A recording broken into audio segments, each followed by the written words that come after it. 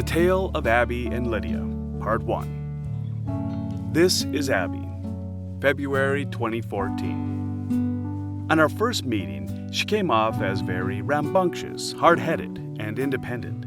Understandably, a few months earlier, on Christmas Day, she was brought to a dog pound with the owner's request to go ahead and kill this dog. After avoiding a daily euthanizing selection for over a month, she was rescued by an organization. Now, a month later, after spotting her online, my wife and I wanted to bring her into our home, though Abby appeared less than enthusiastic. I had heard the Shibas were not the huggy type, and I figured out quickly there was no possibility of her tarnishing that long-held reputation. She took off on our second day together, or as she might refer to it as, Hostage Crisis Day 2.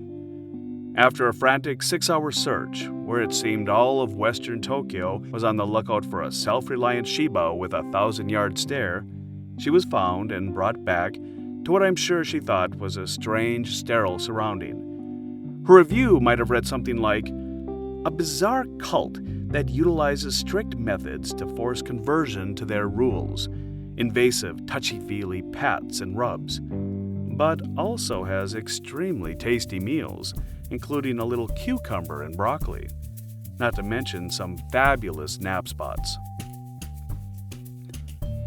The first 3 months were a blur. Abby was determined to not rely on anyone, and we were determined to make her dependent on us.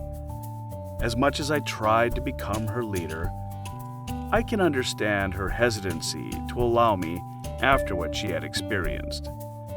But after many sessions of waiting for her to sit quietly, eat at our command, and walk alongside me, she finally relented. But it took a dog trainer to come to the house. No, the trainer didn't train her. She just came to the house. That's it. It seems the trainer had met Abby during her foster home period before coming to our home. The foster mother had concerns Abby was deaf, as she didn't respond to being called or move her ears to sounds. The dog trainer spent an hour with Abby and had almost concluded the same thought when Abby blew her cover, or allowed her cover to be exposed. Something like Chief in One Flew Over the Cuckoo's Nest. Anyway, that same trainer walked into our house, and Abigail, without any prodding, decided to show this expert what a close, happy, warm family we were by promptly, "I'm stressing," without any appeal from us. She climbed up on the laps of me and my wife, showing affection we had neither seen in 2 months since she came, nor would we ever see again. We were dealing with a 3-year-old Shiba that was smarter than us and possessed the cunning of a veteran politician. After that visit, I think she believed she had dodged a bullet and decided to try to make it work with these two humans, who, while being a bit slow for her liking, weren't malicious and were quite easy to manipulate. One major hurdle she had was to get rid of that pen Daddy had spent a lot of money on. It was to be a place confining her while we were gone, but it was large enough for her to stretch her legs and relax. Filled with toys and treats, I thought she would take to it easily.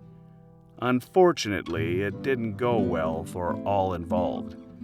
The neighborhood didn't appreciate the less than dulcet tones of a whining dog claiming abuse.